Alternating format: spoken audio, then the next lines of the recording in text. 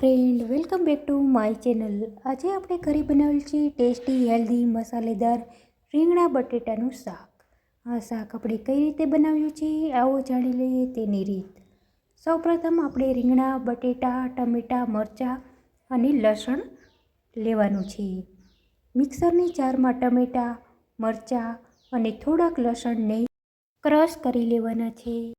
થોડાક લસણના આ રીતે નાના ટુકડા કરી લેવાના છે। બટેટા અને રીંગણાને આપણે સુધારી લેવાના છે અને તેને પાણીમાં પલાળી રાખવાના છે।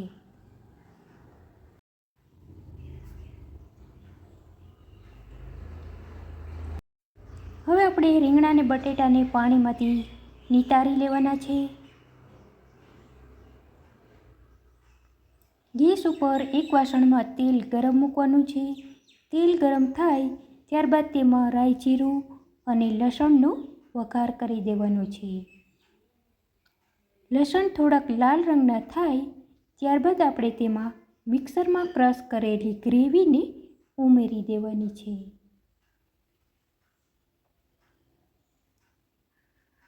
અને તેને હલાવી લેવાની છે।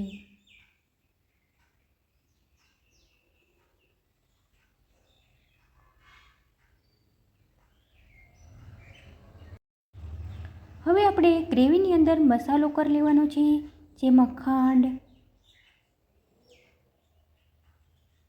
મીઠું,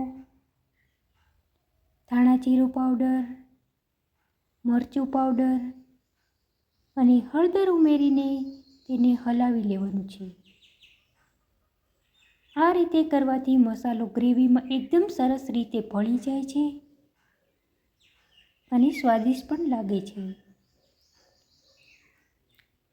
ગ્રેવીમાંથી તેલ ઉપર આવવા માંડ્યું છે માટે આપણે તેમાં બટેટા અને રીંગણા ઉમેરી દઈશું અને તેને હલાવી લઈશું। થોડીક વાર માટે શાકને ચડવા દેવાનું છે। થોડુંક તેલ ઉપર આવે ત્યારબાદ આપણે તેમાં થોડુંક પાણી ઉમેરી અને તેને હલાવી લેવાનું છે।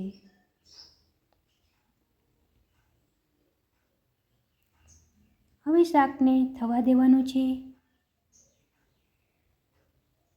થોડોક રસો બળે અને રીંગણા બટેટા પોચા પડે એટલે આપણું શાક બનીને તૈયાર થઈ જશે। ગેસ બંધ કરી અને આ શાકને ઉતારી લેવાનું છે અને ઠંડુ થવા દેવાનું છે। હવે આપણે આ શાકને અલગ બાઉલમાં કાઢી લેવાનું છે।